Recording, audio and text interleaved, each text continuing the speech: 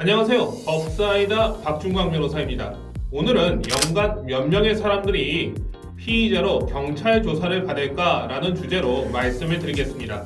경찰 조사라고 말을 했지만 검찰 조사도 포함이 됩니다.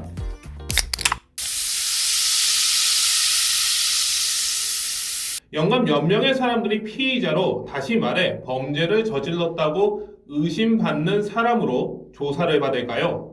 제가 이 질문을 하면 사람들이 대부분 틀립니다. 적게 말씀하시는 분들은 5만, 10만, 20만 명을 말씀하시고요. 많이 말씀하시는 분들도 50만, 100만, 150만 명을 말씀하시더군요.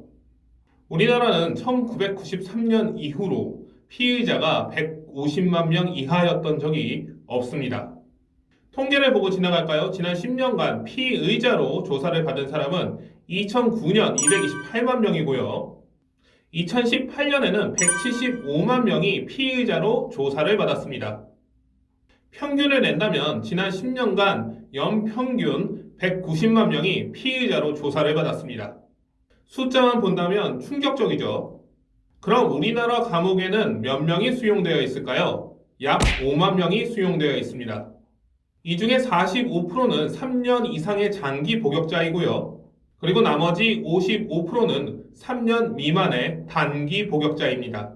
이게 무슨 말인가요? 매년 피의자로 조사받는 190만 명 중 1% 미만이 감옥에 간다는 말입니다. 처벌받는 사람의 절반 이상이 벌금형을 선고받고 나머지는 집행유예를 선고받습니다. 그렇다면 우리나라는 이런 솜방망이 처벌로 사회 질서가 어지러운 나라에 속할까요? 우리나라보다 전반적으로 처벌이 강한 나라는 중국, 멕시코, 미국 정도가 있습니다. 그러고 보니 이슬람 국가도 처벌이 강한 것 같습니다. 그렇다면 중국, 멕시코는 우리나라보다 사회 질서가 안정된 나라일까요? 아무도 여기에 동의하시진 않으실 겁니다. 우리나라는 지난 5년간 음주운전 사망자가 2015년 583명에서 2019년 295명으로 매년 꾸준히 감소했습니다. 윤창호법은 2018년 12월 18일부터 시행이 됐거든요. 하지만 윤창호법 시행 이전에도 매년 음주운전 사망자가 50에서 100명씩 줄어들고 있었습니다. 솜방망이 처벌인데도 말이죠. 자, 그렇다면 우리나라보다 처벌이 강한 미국은 인구 대비로 본다면 우리나라보다 6배 이하의 음주운전 사망자가 나오겠군요. 인구 대비로 본다면 미국은 매년 2,000명 이하의 사람들이 음주운전으로 사망하여야 하지만 통계상 매년 1만 명 이상이 음주 약물 운전으로 사망합니다. 미국 인구가 3억 명이 좀 넘습니다. 그리고 교도소에 수감된 사람은 200만 명이 넘습니다.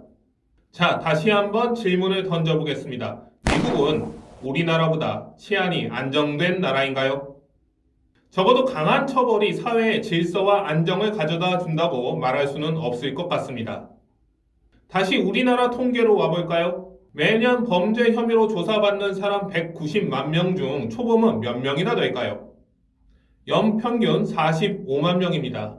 지난 10년간 457만 명이 초범으로 처벌받았습니다. 제가 수학을 잘 못하는 편입니다만 80년 동안 우리가 살아간다고 가정했을 때 80년 동안 초범으로 처벌받는 사람은 3,600만 명 이상이 될 것 같습니다. 어마어마한 숫자입니다. 말 그대로 법 없이 사는 사람이 많은 것은 사실입니다. 하지만 그보다 훨씬 많은 사람들이 살아가면서 적어도 한 번은 피의자로서 경찰에서 조사를 받게 됩니다. 때문에 형사사법 절차는 원칙적으로 강한 처벌을 위주로 하기보다는 범죄를 저질렀다면 반드시 처벌하는 것을 원칙으로 할 수밖에 없습니다. 강하게 처벌한다고 해서 사회 질서가 유지되는 것이 아닐 뿐더러 처벌이 더 강해진다면 수십만 명의 사람들이 감옥으로 가야 하는 일이 생길 수 있습니다. 저는 교육의 힘을 믿습니다. 그리고 우리나라가 사회 질서를 유지해온 이유는 강한 처벌이 아니라 교육을 통해 높은 의식 수준을 만들고 유지해왔기 때문이라고 믿습니다. 법사이다는 바로 그 높은 의식 수준을 유지 향상하는 데 목적을 두고 있습니다. 시청해주셔서 감사합니다. 법사이다 박준광 변호사였습니다.